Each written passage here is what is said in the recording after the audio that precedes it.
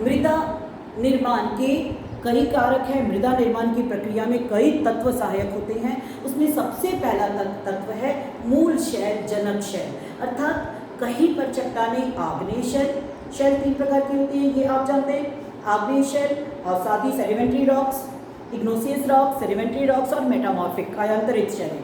तो कोई स्थान, विशेषकर हमारा दक्षिण का पठार, दक्कन का पठार, मालवा का पठार, ये आग्नेय शैलों से बना हुआ है। हमारा उत्तर का मैदान जो हमने 9th में पढ़ा था, हिमालय पर्वत अवसादी शैलों से बना हुआ है। मेटामॉर्फिक, विशेषकर राजस्थान के क्षेत्र में ये मेटामॉर्फिक चट्टानें, कायांतरित चट्टानें मिलती हैं। तो जिस स्थान पर जिस तरह की शैलें होती है, जिस तरह की चट्टानें होती है, तो मृदा में उसके गुण पर्याप्त मात्रा में मौजूद होते हैं। जहाँ आग्नेय शैल होती है, जब उसका क्षरण होता है, जब उसका अपक्षय होता है, तो जो मृदा बनती है वो खनिजों से भरपूर होती है।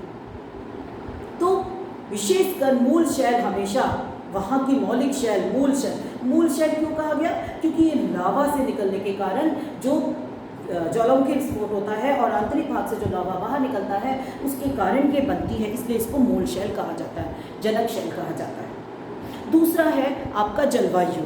जलवायु में सूर्य का तापमान और वर्षा, ये प्रमुख तत्व है। ये क्या करता है? चट्टानों में तोड़फोड़ करता है, उसके रूप को बदल देता है, उसके गुणों को भी बदल देता है। बहुत अधिक दबाव के कारण, बहुत उच्च तापमान के कारण कोयला हीरे में बदल जाता है। तो ये एक महत्वपूर्ण उदाहरण हो सकता है। तो जलवायु भी एक महत्वपूर्ण तत्व है। वर्षा के कारण भी चट्टानें टूटती फूटती हैं, उसके कारण मृदा बनती है। सूर्य ताप के कारण भी चट्टानों में तोड़फोड़, दिन में तापमान अधिक, रात में तापमान कम, दिन में तापमान अधिक, रात में तापमान कम, और इस तरह लगातार चट्टानें कमज़ोर होती है, उसके कण कमज़ोर होते हैं और बिखरते चले जाते हैं। जलवायु एक महत्वपूर्ण कारक। तीसरा जैव तत्व। अब ये जैव तत्व के अंतर्गत हम किसे शामिल करते हैं? जैव तत्व के अंतर्गत हम शामिल करते हैं विभिन्न प्रकार के जीव जंतुओं को, विभिन्न प्रकार के जीवों को। ये जैव तत्व भी क्या करती है? ये भी मृदाओं का लगातार क्षरण करती जाती है। जैसे चूहा बिल बनाता है, चींटी घरों के किनारे जो होते हैं, दीवारों के किनारों को लगातार अंदर से खोखला करते चले जाते हैं। जैविक कारक, जैविक तत्व। और उसी तरह पेड़ पौधे भी चट्टानों में दरारें पैदा करते हैं। ये जैव तत्व हुआ।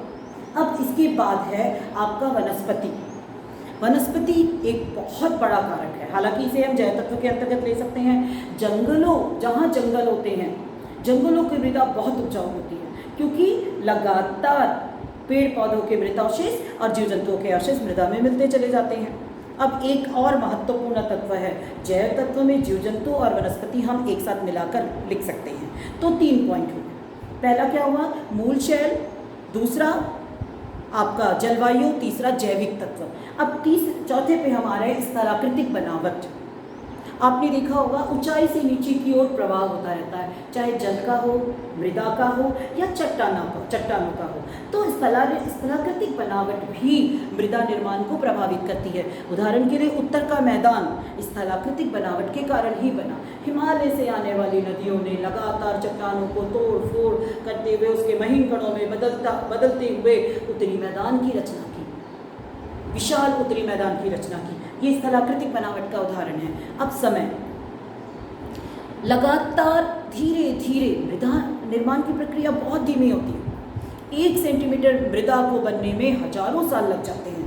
तो लगातार ये प्रक्रिया चलती रहती है। लगातार नदी अपने साथ मिट्टी के कणों को बहा कर लाती है, किसी दूसरे स्थान पर छोड़ती है। हवाएं एक स्थान से उठाती है कणों को और दूसरे स्थान पर छोड़ती है। एक स्थान से वो क्या कर रही है बेटा? एक स्थान से वो अपर्दन करती है, फिर उसको अपने साथ परिवहन करती है और फिर उसका विक्षेपण कर देती है, अर्थात जमाव कर देती है। तो एक जगह से ले जाके दूसरी जगह जमाव करती जाती है। तो समय के साथ साथ एक स्थान से मृदा हटती जाती है और दूसरे स्थान पर मृदा एकत्रित होती चली जाती है। तो ये 5 कारक है जो मृदा निर्माण को प्रभावित करते हैं।